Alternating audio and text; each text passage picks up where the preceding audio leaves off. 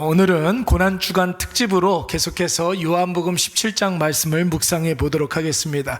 요한복음 17장 말씀을 이번 주 내내 우리가 묵상하고 있는데, 월요일 새벽 예배부터 수요일 날 우리가 말씀을 묵상하게 되었고, 오늘 또 금요일까지 이 요한복음 17장 말씀을 묵상하는데, 제 생각에는 부활절 때에도 이 말씀을 묵상하지 않을까, 그러면서 17장 말씀을 우리가 다 뗄 수 있을 것 같습니다. 여러분, 요한복음 17장 별명이 여러분 뭐라고 그랬습니까? 여러분 각 성경마다 별명이 있는 거 아시죠? 히브리서 11장 말씀은 별명이 뭐라고 그래요? 믿음장, 이렇게 이야기하잖아요. 고린도전서 13장 말씀은 사랑장, 14장 말씀은 방언장, 뭐 이렇게 이야기를 합니다. 그렇죠? 또 생각나는 거 뭐가 있을까요? 그리고 마태복음 5장, 6장, 7장 말씀은 산상수훈, 뭐 이렇게 별명을 중요한 성경들마다 이렇게 별명을 지어 붙였습니다. 요한복음 17장 말씀도 굉장히 중요한 말씀이에요.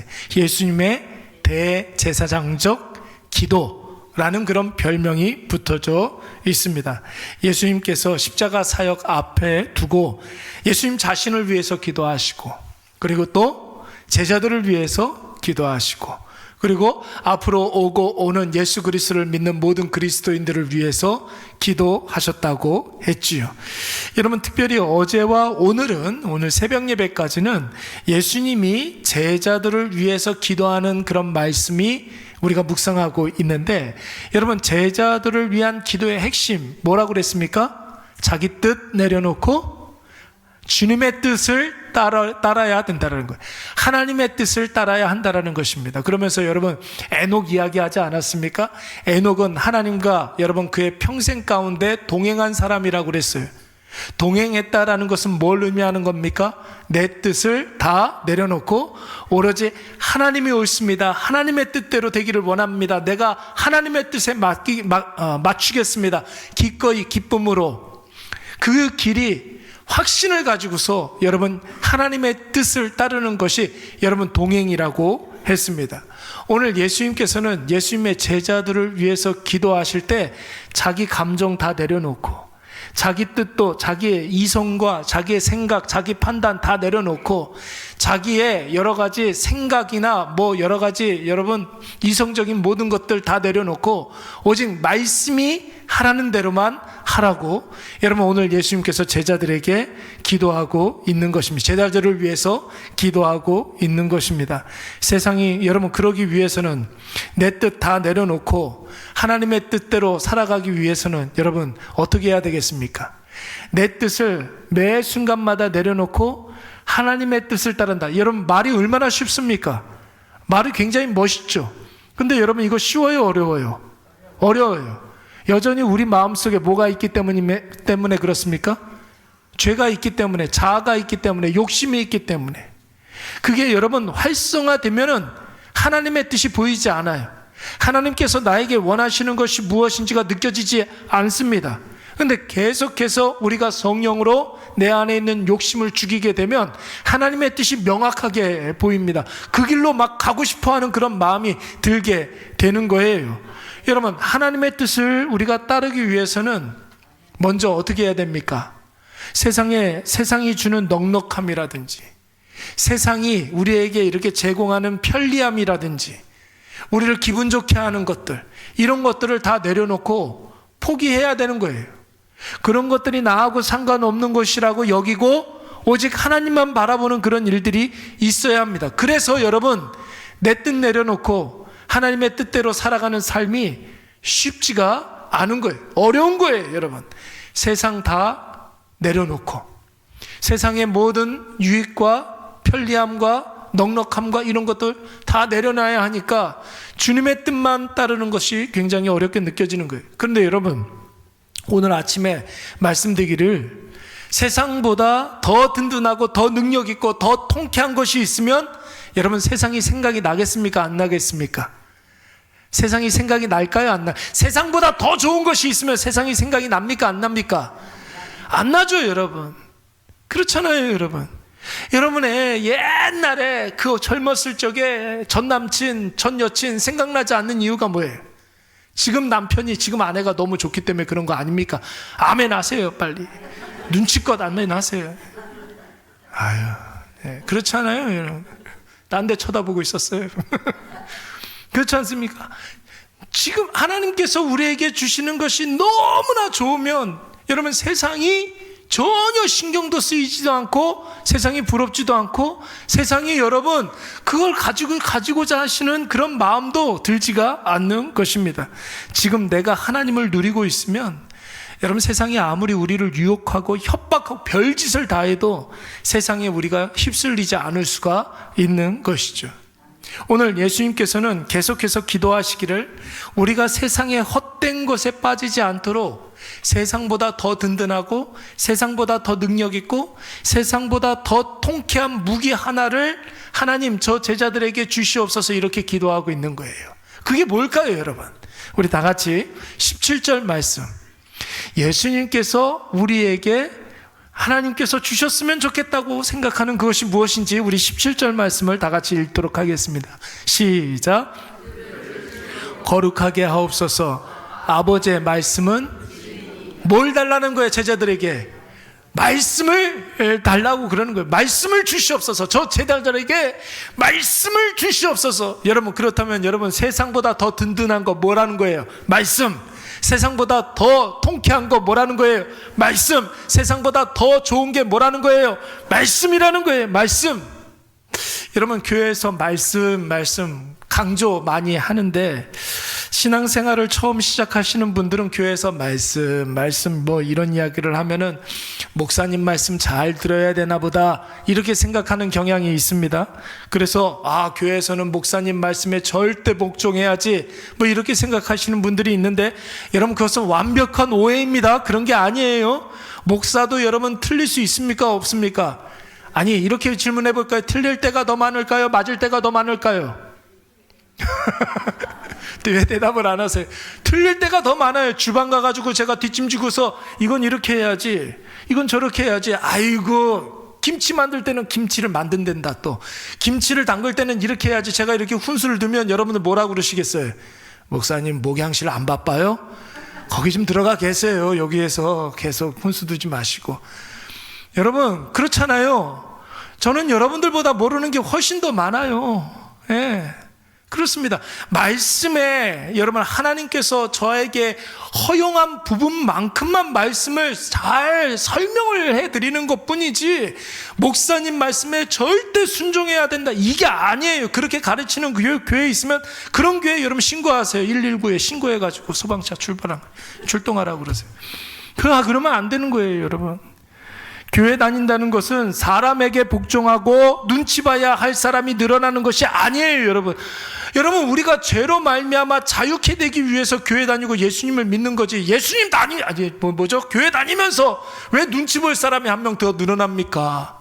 세상에 눈치 볼 사람들이 얼마나 많은데 왜 교회가 안 다니다가 교회 다니면서 목사님 눈치를 또 봐야 되냐고요. 그런 게 아니죠. 신앙의 기준은 언제나 여러분 뭐예요? 하나님의 말씀인 성경인 줄로 믿습니다. 그래서 여러분, 제가 늘 누누이 말씀드리지 않습니까? 믿음의 두 가지 차원, 두 가지를 믿는다고 그랬어요. 첫 번째는 성경이 하나님의 말씀임을 우리가 믿는다고 그랬죠. 성경이 하나님의 말씀이라고 인정하고 확신하여서 그 말씀대로 살아가고 말씀에 순종하는 것이 바로 신앙생활인 줄로 믿습니다. 그게 여러분 첫 번째 단추라고요. 말씀을 묵상하고 말씀을 완전히 나의 것으로 삼아서 그 말씀대로 순종하는 것, 그것이 신앙생활의 첫 번째 단추. 두 번째 단추는 무엇이냐면, 그 말씀 가지고 세상으로 딱 나아가면은 여러분, 세상이 쉽습니까? 어렵습니까? 세상은 어렵죠. 근데 우리에게 말씀이 들려져 있으니까 이제는 말씀을 가지고서 해석하면 되는 거예요. 말씀도 하나님께서 나에게 주셨고 이 상황도 하나님께서 허락해 주셨다면 이 세상은 여러분 내 생각으로 해석이 안 돼요. 이 세상은 여러분 무엇으로만 해석이 됩니까? 말씀으로만 해석이 되는 거란 말이에요. 다시 말씀을 드리겠습니다. 하나님의 말씀인 이 성경은 누가 주셨습니까? 누가 주셨습니까? 저 기독교 서점 가서 샀는데요. 이러면 안 돼요, 여러분. 하나님께서 주셨습니다. 나에게 일어나고 있는 모든 환경과 처지와 형편과 모든 것들은 여러분 누가 주셨습니까? 하나님이 주셨어요. 그러면 나의 환경과 상황은 무엇으로만 해석될 수 있습니까? 말씀으로만 해석할 수가 있는 거. 그래서 우리가 이 두 가지를 믿는 거예요.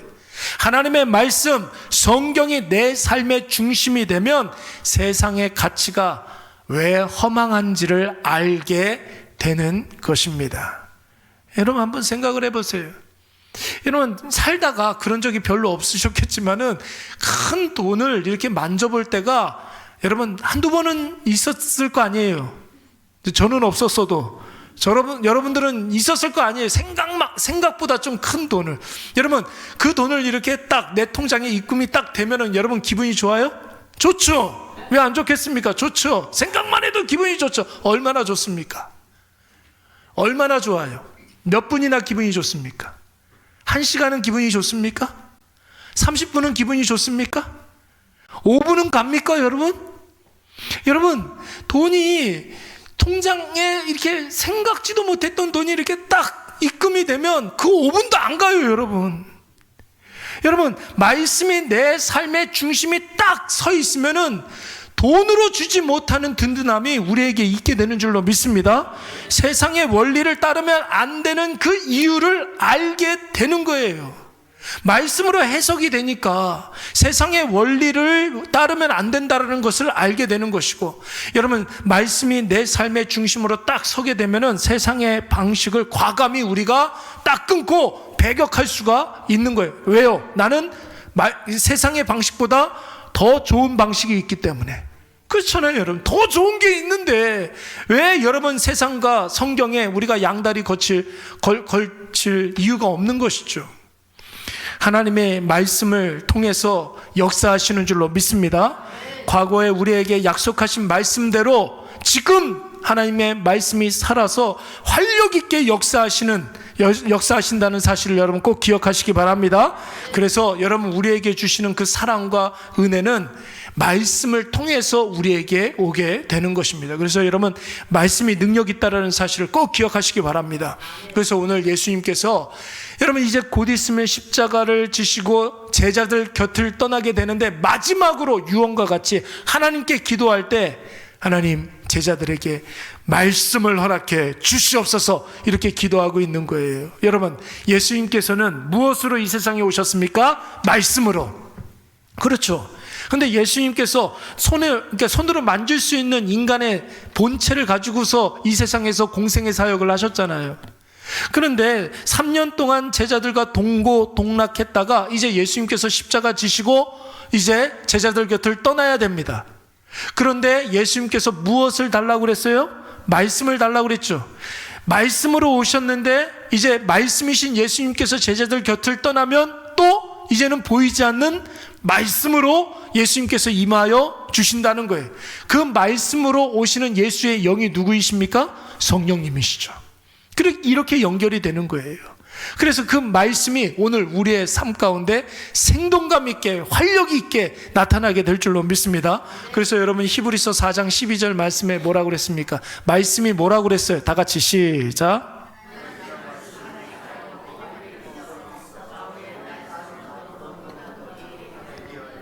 혼과 영과 및 관절과 골수를 찔러 쪼개기까지 하며 또 마음의 생각과 뜻을 판단하나니 아멘. 여러분 이 말씀 굉장히 유명한 말씀이잖아요. 여러분 보세요. 말씀이 무엇과 같다고 그랬습니까? 칼인데 검인데 여러분 한쪽 면만 있는 검이 아니라 날이 선 검이 아니라 양날검이라고 그랬죠. 양날검.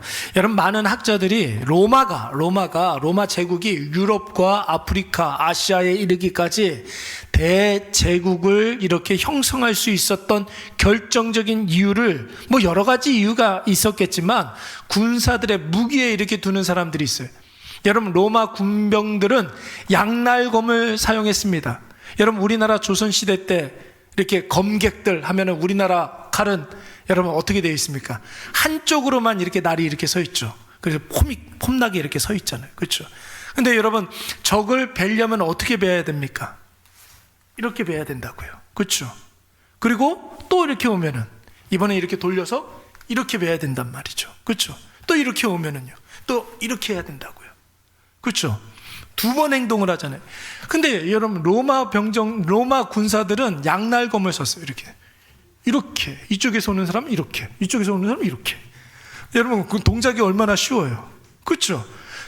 한 동작을 줄일 수가 있는 거예요.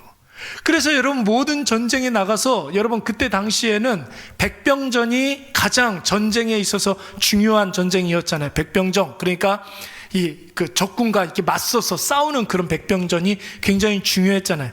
그때 여러분, 한쪽 날검을 쓰는 다른 민족에 비해서 로마군이 쓰는 양날검, 양쪽에 날이 서 있었기 때문에 검을 쓰는 데 있어서 불필요한 행동을 줄일 수가 있었던 것이죠. 그래서 여러분, 오늘 성경은 양날검보다도 성경은 더 예리하다는 거예요. 우리의 심령과 골수까지도 다 쪼개고도 남음이 있다고 이야기를 하는 거죠. 우리의 모든 것들을 다 아신다라는 거예요, 말씀이. 그래서 여러분, 그리스도인들이 살아가면서 치르는 영적 전쟁을 승리로 이끌 가장 강력한 무기로 성경을 이야기하고 있는 것입니다. 여러분, 말씀을 가지고 있으면 이럴까 저럴까 고민하지 않습니다. 그렇죠? 확실한 여러분 기준인 말씀을 가지고 있는데 왜 고민을 하겠어요? 여러분, 말씀을 가지고 있으면 세상과 마귀의 공격을 막아낼 수가 있는 줄로 믿습니다. 말씀의 강력함을 확신하고 있으면 여러분, 세상에 대해서, 여러분, 세상이 무서워요? 안 무섭죠. 세상에 대해서 쫄지 않고 위축되지 않고 당당하게 세상과 맞서 싸울 수가 있는 것입니다. 여러분, 오늘 본문의 말씀을 보세요. 오늘 본문 말씀을 가만히 분석해 보면 하나의 패턴이 보여요. 여러분, 18절 말씀을 보시면은 하나님께서 나를 세상에 보내신 것 같이 그랬어요. 여기서 말하는 나는 누구를 말하는 거예요? 예수님. 하나님, 성부 하나님께서 성자 예수 그리스도를 이 땅 가운데 보내주셨다고 그랬잖아요. 19절 말씀해 보세요. 그냥 보내시지 않았어요. 그냥 예수님을 그냥 하나의 사람으로, 인성을 가지고 있는 사람으로 보내지 않으셨어요. 사람인데 인간에게 없는 뭐가 있어요? 거룩이 있는 거예요, 거룩이. 여러분, 거룩이라는 건 뭐예요? 구별됨이라는 건 아닙니까? 예수님에게만 있는 거룩이에요, 거룩. 그런데 여러분, 우리는 하나님이 아니기 때문에 우리 스스로 거룩할 수 없잖아요. 그래서 여러분, 우리에게 무엇이 필요합니까? 하나님의 말씀이 필요한 거예요. 예수님께서는 말씀 그 자체이기 때문에 더 이상의 말씀이 필요 없어요. 거룩한 하나님의 모습으로 이 세상에 오셨지만 여러분, 우리는 하나님이 아니잖아요. 그래서 여러분, 우리가 거룩하기 위해서는 뭐가 필요한 거예요? 말씀이 필요한 거라고요. 그래서 예수님께서 제자들에게, 저들에게 말씀을 주시옵소서 이렇게 기도했던 것입니다. 17절 말씀 보세요. 그들을 진리로 거룩하게 하옵소서. 여러분, 진리가 뭐예요? 말씀이잖아요. 말씀으로 거룩하게 해 주시옵소서. 아버지의 말씀은 진리이니이다. 말씀은 진리라고 그랬잖아요. 그래서 예수님께서 제자들을 세상에 보내실 때 여러분, 19절 하반절 말씀에 보면은 그들도 진리로 거룩함을 얻게 하려 함이니이다. 말씀을 주심으로 이 세상과 다르게 살게 하시고 말씀으로 이 세상과 마귀를 이기게 해 주신 줄로 믿습니다. 여러분, 에베소서 말씀에 보면은, 에베소서 6장 말씀에 보면 굉장히 유명한 말씀이 하나 나와요. 여러분, 하나님께서 주신 전신갑주라는 것이 나옵니다. 들어보셨죠? 전신갑주. 여러분, 이것은 로마 군병을 이렇게 상상하면서 하나님께서 우리에게 주신 이 영적 전쟁에서 승리할 수 있는 공격형 무기와 방어형, 여러분, 이게 갑옷을 주셨다라는 것입니다. 여러분, 첫 번째 뭘 주셨다고 그래요? 진리의 허리띠를 주셨다고 그랬죠. 허리띠, 여러분, 허리띠를 하는 것과 안 하는 것은 정말 차이가 크죠. 그렇죠? 허리띠만 하고 하는 그런 경기가 있잖아요. 다른 거 다 벗고 허리띠만 있는 거. 예, 씨름. 여러분, 허리 딱 붙잡으면은 꼼짝을 못 하잖아요. 그렇잖아요. 힘을 못 쓴단 말이에요. 뭘 말하는 거예요? 말씀이 중심이 되면 여러분, 흔들리지 않습니다. 예, 보세요. 진리가 뭐라고 그랬어요? 말씀이라고 그랬잖아요. 말씀의 허리띠를 우리가 딱 하면은 힘을 쓸 수가 있는 거예요. 또 의의 호심경이라고 그랬어요. 의는 예수 그리스도란 말이죠. 예수 그리스도께서 우리의 심령 가운데 가득 차 있으면 그 어떤 공격도 할 수가 없는 거예요. 여러분, 우리 안에 예수 그리스도로 가득 차 있으면 세상이 우리를 어떻게 할 수가 없습니다. 우리는 이미 이긴 승자들이란 말이에요. 또 세 번째는 뭐예요? 평안의 복음의 신발이에요. 신발. 여러분, 어디든지 복음 들고 갈 수 있는, 무엇을 어디든지 갈 수 있는 그런, 우리가 복음 들고 갈 수 있는 그런 여러분 담대함이 생기게 되고, 또 믿음의 방패라고 그랬습니다. 세상으로부터 오는 불화살들이 있잖아요. 뭐 이렇게 의심이라든지 두려움이라든지 뭐 불신이라든지 뭐 여러 가지 유혹들과 또 협박들 뭐 이런 것들이 있지 않겠습니까? 믿음의 방패를 들고 있으면 우리가 다 막아나게 됩니다. 또 마지막으로 뭐 구원의 투구, 흔들리지 않는 믿음을 우리에게 주셨다고 그랬어요. 믿음이 흔들리지 않는다. 여러분, 얼마나 기분이 좋아요. 그렇죠? 믿음이 흔들리지 않은 그 어떤 순간에도 여러분 의심하지 아니하고 예수 그리스도 나와 함께 하시고 승리의 이름 예수 그리스도, 그것을 붙잡고 산다는 것, 여러분, 우리가 흔들리지 않는다는 것은 굉장히 큰 복이에요. 그런데 여러분, 마지막으로 뭐가 나옵니까?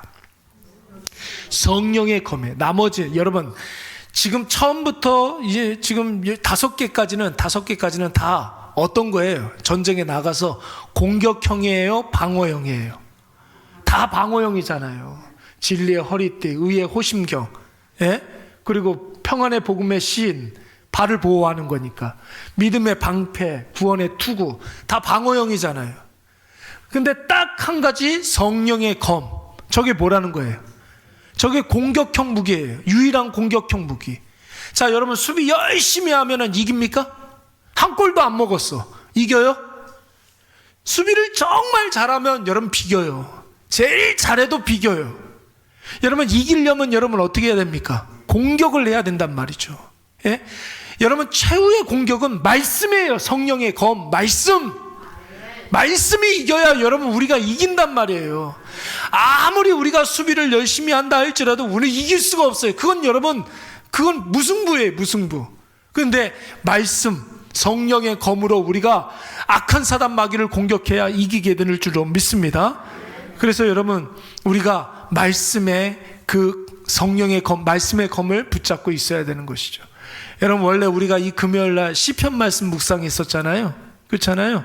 아마 87편까지 이렇게 갔었던 거, 다음 주에 88편 나갈 것 같은데, 여러분, 시편 말씀 150편으로 이루어져 있는데, 여러분, 시편 150편을 이렇게 쭉 묵상해 보면 두 가지로 나눌 수가 있어요. 시편 기자들이 여러분 시편의 말씀을 이렇게 써가면서 하나님께 고백했었던 내용 두 가지. 나는 누구인가? 내가 하나님 앞에 하나님의 자녀입니다.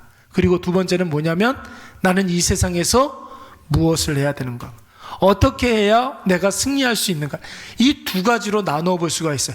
시편 150개의 시편이 여러분 이 두 가지로 나눠져 있단 말이에요. 여러분, 이 두 가지 질문을 아우르는 굉장히 중요한 한 가지 무엇입니까? 말씀이에요. 말씀을 붙잡고 있는 자, 하나님의 자녀 아닙니까? 어떻게 하면 우리가 승리할 수 있습니까?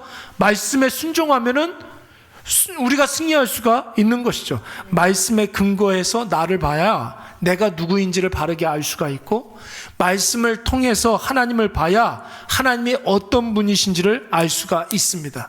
그래서 하나님이 주신 말씀을 통해서 내가 이 세상 가운데 무엇을 할 수 있는지를 깨닫게 되는 것이죠. 그래서 여러분, 시편 1편 1절 2절 말씀에 보면 뭐라고 그랬습니까? 뭐라고 그랬어요? 복 있는 사람은 이렇게 이야기하면서 악인의 꾀를 따르지 아니하고 의인의 죄인의 길에 서지 아니하고 오만한 자의 자리에 앉지 않고 오직 여호와의 말씀을 즐거워하여, 그 말씀을 주야로 묵상하는 자로다. 가장 복된 인생, 승리하는 인생. 여러분, 말씀을 여러분 즐거워하고 그 말씀을 주야로 묵상하는 자인 줄로 믿습니다. 사랑하는 여러분, 예수님께서 오늘 제자들을 위해서 기도하실 때 제자들이 이제 앞으로 예수님 없이 살아가야 되는데, 예수님은 곁에 없지만 예수님이 곁에 있는 것과 똑같은 효과가 있는 무엇을 달라고 기도하셨다고요? 말씀을 달라고 기도하셨어요. 예수님이 말씀으로 이 세상에 오셨기 때문에 눈에 보이는 예수님은 이 세상에 안 보이지만 예수님은 이제 오늘 우리에게 말씀으로 함께 하시는 줄로 믿습니다. 여러분 오늘 이것을 꼭 기억하셔서 우리에게 하나님의 말씀이 있다면 쫄지 마세요. 걱정하지 마세요, 여러분. 예, 말씀이 우리에게 능력이 돼요. 그리고 그 말씀이 우리 마음속에 임하게 되면 여러분 세상의 여러 가지 문제들은 정말로 복잡하고 힘들지만 여러분 하나님께서 말씀을 듣는 순간 우리에게 평강을 허락해 주실 줄로 믿습니다. 오늘 어떤 분을 만났는데 목사님 저는 이번 2026년도 고난주간이 진짜 내 인생에 있어서 제일 고통스럽고 제일 힘든 시기였어요. 진짜 그야말로 고난주간이었어요. 너무 고통스러워서 견딜 수가 없었어요. 왜 내가 이런 문제에 휘말리게 되었는지 모르겠고 답답하고 그랬는데 새벽 예배 나가면서 기도할 때마다 하나님께서 평강을 주신대요. 문제는 하나도 해결되지 않았는데 자기 마음속에 평강이 있대요. 제가 그래서 뭐라고 그랬는지 아세요? 문제는 그대로 있는데 복잡한 문제는 하나도 풀리지 않았는데 하나님께서 당신에게 평강을 주셨다는 것은 하나님께서 지금 놀라운 일들을 지금 준비하고 계시는 거라고. 할렐루야. 한번 기대해 보라고. 내가 상상하지 못했던 놀라운 일들이 벌어질 거라고. 예. 그것이 무엇인지 정말로 기대하는 마음으로 기도해 보시라고. 지금 하나님께서 나에게 평강을 주시지만 평강을 주셔야 하나님이 하시는 일임을 우리가 느끼고 그것을 고백할 수 있기 때문에 여러분 그런 거예요. 문제는 아직 해결되지 않았지만 내 마음속에 평강이 먼저 임하게 되는 거예요. 그래서 하나님 하시는 일을 똑똑히 보라고. 하나님께서 우리에게 문제도 주시고 평강도 허락해 주시는 것입니다. 오늘 여러분 이것을 꼭 기억하시기 바랍니다. 예, 그래서 말씀이 이끄는 대로만 나아가면 분명히 하나님께서 우리에게 큰 승리를 허락해 주실 줄로 믿습니다. 우리 찬양한 곡